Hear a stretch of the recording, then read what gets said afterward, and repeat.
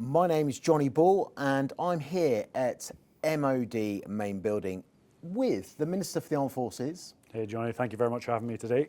No, it's a pleasure to be here, Al.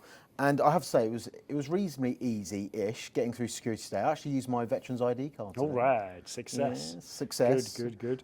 Luckily, the face just about matched up to the image that was taken many years ago. But we're here today on a subject that's close to both our hearts, which is Northern Ireland. Yeah. And for me personally, my dad always says that when I went to Northern Ireland, I went there as a boy, but came back a man. 100%. I was just 18 years of age when I went to Northern Ireland. And in fact, on the 10th of April 1998, when the Good Friday Agreement was signed, I was on the streets of West Belfast. Wow. As an 18-year-old with the 1st Battalion, the Princess of Wales's Royal Regiment. That's you calling me a sprog, because I did 2003, but it was long after the Troubles. Well, so I'm not going to crow you just yet, because you've had somewhat of an interesting career in the military since then, yeah. which is well publicised. But in terms of Northern Ireland, it was so formative, really illustrated by that comment from my dad. Mm. And it is important for many of us in Northern Ireland. So many people walk the walk, as they said. And I'm really proud, actually, of our contributions to the peace that was brought about 100%. From the Good Friday Agreement. But as we know, it's back in the news. And I've had a lot of people contact me about Northern Ireland. They know about my links to Northern Ireland. In fact, I was back there this year with a friend. So can you tell us why on earth you've decided to have a chat with me about Northern Ireland and why I'm here today at MOD Main Building? Well, I think first of all, it's a discussion really to talk through a lot of the mistruths that are out there. This is a very emotional subject for many. I think it underpins the moral foundations of the relationship between the state and its armed forces. And what I wanted to do today was talk through some of these issues in detail, give a flavour from here in the MOD, in particular as the ex-Veterans Minister, how and where we sit. And importantly, to reiterate that there is no equivalence between those that served in the armed forces and terrorists. They cause 90% of all deaths in Northern Ireland Troubles. And interestingly, we make not the comparison between Afghanistan and Northern Ireland, but the reality is there are more casualties in Northern Ireland than Afghanistan and Iraq put together. It's a huge stat, that, isn't it, over the years in the Troubles. That's how visceral the Troubles were. And one of my biggest concerns, and I always say this, is that in today's day and age, in the relatively safe environment we live in Britain now, we forget that there were bombs going off in major cities up and down the UK, assassination plots, ministers and the military couldn't wear a uniform, had to check under your cars before you went to work, clear your house before you sort of put the lights on when you went back, and the threat was ever present. And we genuinely forget that today. And I think in some cases that loss of context, loss of understanding is part of the problem. I remember that as an army cadet of wearing a civic jacket as a kid. Yeah. Because we knew back then that the threat of terrorism was omnipresent right across the United Kingdom, not just in Northern Ireland itself. And a lot of people, and I work extensively within the veterans community, I podcast with veterans in politics and speak to a lot of people like yourself that have stood up to serve again. And a lot of veterans, ordinary veterans, working out there hard in their communities. And one of the things that have come up, and you've already mentioned it in fact, is about the state's moral obligation to its veterans. And that's been something that's been revisited over this government and the previous government as well. So how is the state, under the new bill, how is that going to match the state's obligation to protect our armed forces men and women? So first of all, it's worth noting 250 to 300,000 servicemen and women served in Northern Ireland. And the argument that this focuses on between 50 and 80 veterans just doesn't wash. So we need to make sure that we put protections into the bill to ensure those individuals that are caught up in the process or have to support the process, the peace and reconciliation process, that process doesn't become a punishment. And I think that's the most important piece. The reality is the last Immunity Act wasn't compatible with law, and so it had to be replaced. What I've got to ensure as the Veterans Minister that I fight for the case within government and John Healey and the other veterans that sit within Labour. We fight really hard to get the protections in place, not just written into an adjacent paper, but written into the legislation to make sure that the process doesn't become the punishment, i.e. dragging veterans back through court time and time again, or putting their families under undue stress. And secondly, and really importantly, and importantly also for the individuals in Northern Ireland, we don't allow actors or organisations to rewrite history by replaying investigations that have already taken place. I mean, you mentioned those protections. I'm getting a lot of veterans, I've seen it, literally screaming on social media. I get it as well, every day. I bet your DMs. I'm a traitor. I've given up my, my laurels, my colours. How could you possibly do this? I'm 24 years a veteran, or 24 years in the Armed Forces. I'm 1.5 years into politics, and I'm fighting tooth and nail to make sure that we get the legislation in place to protect our veterans. But what I would say is, I've engaged with a ton of veterans on this issue. We've highlighted the problems early. We've written those protections into legislation. There's more work to do to shore that up. We're in early stages of the bill, and we will shore it up, and we'll make sure they're in place. Oh, you mentioned veterans in the Parliamentary Labour Party, and now, because I'm a bit of a geek, I look into these things. Yep. There are 13 veterans that are now in the Parliamentary Labour Party, up from 4 in the last Parliament, yep. And there are a total of 39 veterans in politics in this current Parliament. So a wide-ranging opinions, cross-party as well, including 8 in the Lib Dems and I think 17 in the Conservative Party, and just a solitary member within the Unionist movement as well. But who else have you spoken to? You mentioned you spoke to people in veterans about this. Yeah. Now, apart from, and you must have a thick skin, those messages I can only imagine. It's wild. But face to face, who have you looked in the eye and spoken to from the veterans community about this? So I've spoken to 60 different veterans groups about veterans issues, of which this always comes up. Specifically, I've spoken to very specialist groups that are involved in several of the cases. There are associations. The collective Northern Ireland groups here in London, the intelligence bodies, so most of them that are caught up in some of these more tricky cases that you see that keep surfacing. And actually, the way we designed the protections, we're speaking to those groups. The way we designed the 6 protections, we're speaking to how do we reduce the process becoming the punishment? How do we stop people rewriting history? And how do we reduce the stress and the burden on veterans? Everybody wants immunity. Let's just accept that they want immunity. The trouble is it's incompatible with the law. And that's not going to change. And so I've always said to the veterans, work constructively with us. And so, for example, just recently, we've got some suggestions from the RBL and the associations how we can shore up and tighten those protections to make them stick more, to make sure they follow all the way through and that no one can circumnavigate around them. That's come straight from the veterans. So I've looked them all in the eye and talked to them on a regular basis. Some of that is a disagreement, because there's a request for that immunity. But unfortunately, we're going to have to work with the system to reduce the process being the punishment, get these protections solidly into legislation, written into law. Well, because it's part of today, right? You're looking me in the eye, and people will be watching this today, and they'll be coming up with their own judgment. And then they will turn, and they can brand the system. But 24 years in the military, I'm not going to sit here, right, how can we really see off veterans? And it's not going to make, we're never going to make one group is never going to walk away happy from Northern Ireland politics. I mean, you'll know enough about this. We've got the veterans groups and we've got families from both sides. None of those circles will ever overlap. But there is a spot in the middle where we can get to truth, reconciliation, justice and closure over time without making the process punish people for engaging with it. It's a difficult circle to square, but we're trying our best to do it. Giving it a go. And there's been a lot of eyes on this when it comes to how this would impact potentially on the recruitment and retention of those currently serving and those that are yet to serve. Those young people. I was 17 when I joined. I know you were a young man when you joined too. I mean, what kind of impact do you think that this might have? Because you've come under a bit of fire on that this would impact on those that might wish to join the armed forces. Yeah, so there's specific issues raised about specific groups leaving because of this. So we've done the detail, we've looked into analysis, and that isn't true.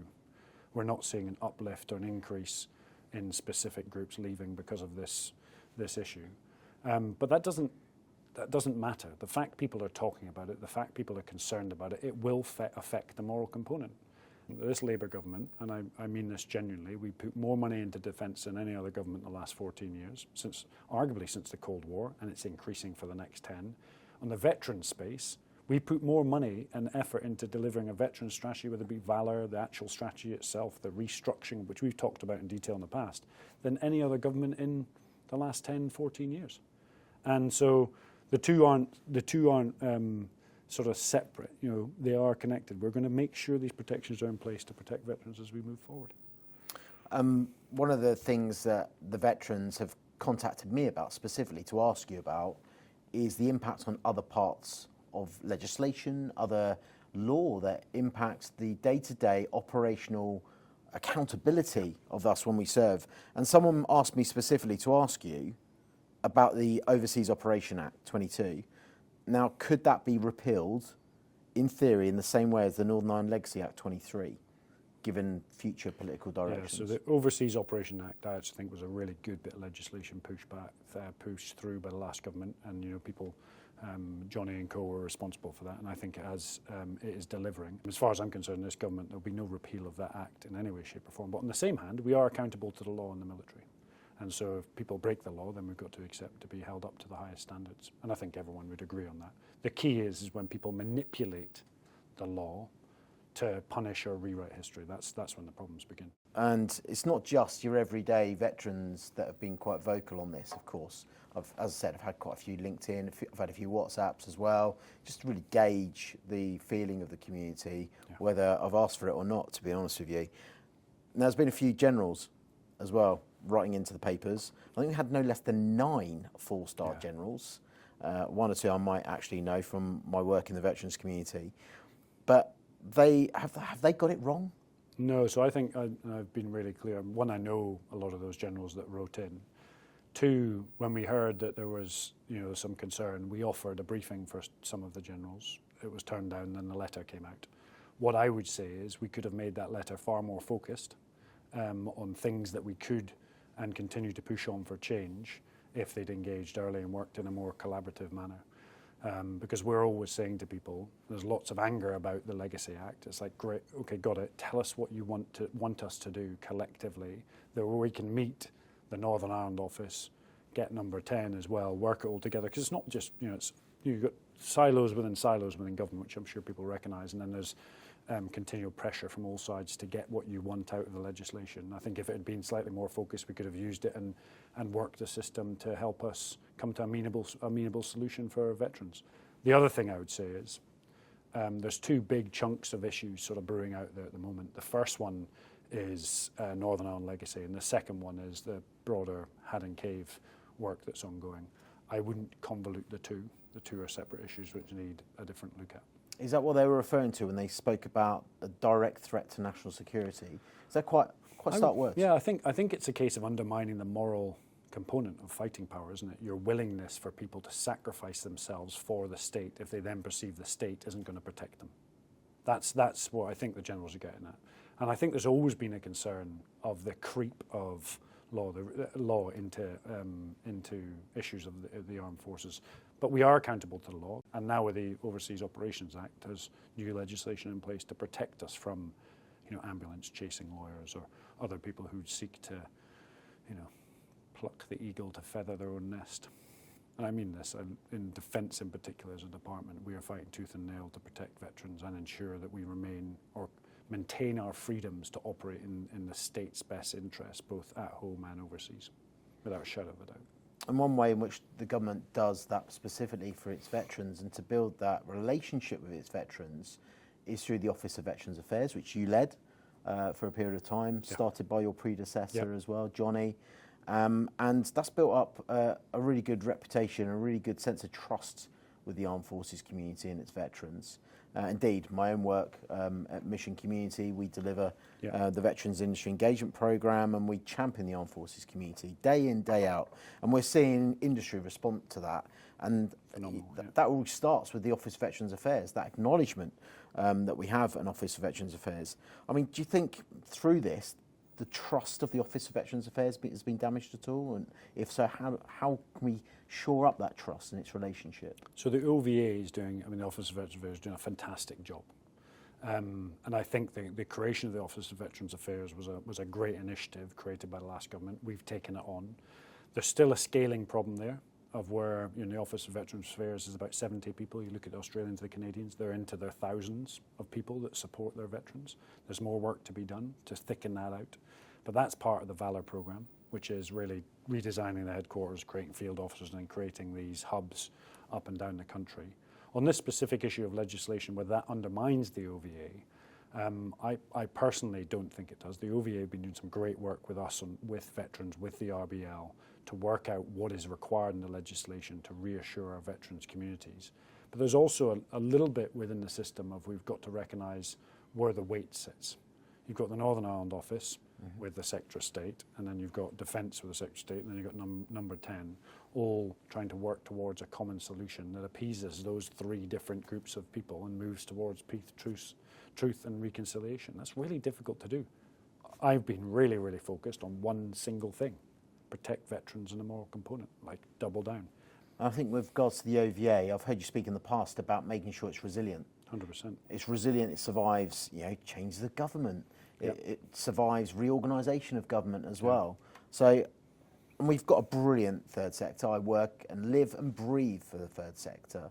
And I think we should be really proud of our third sector. It comes under, a lot of the time, unfair criticism. It does.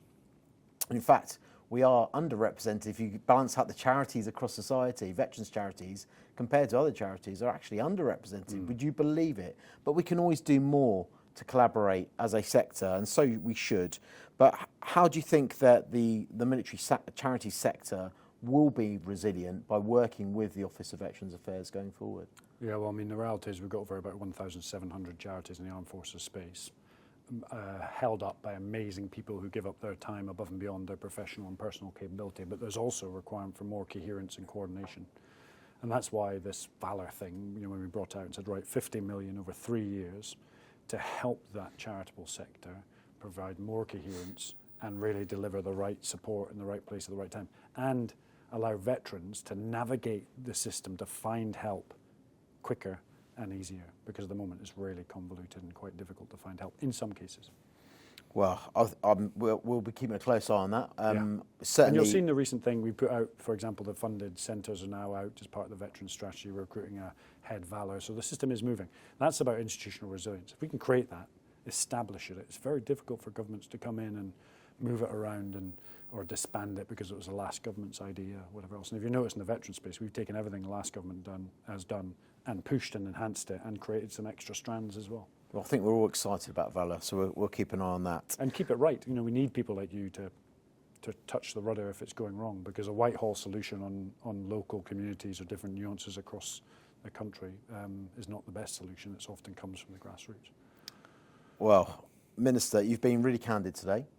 Thank you, Al, for veteran to veteran, talking about your experiences. And I've got, as I say, I had more questions than I've got answers on this very issue. It's close to our heart.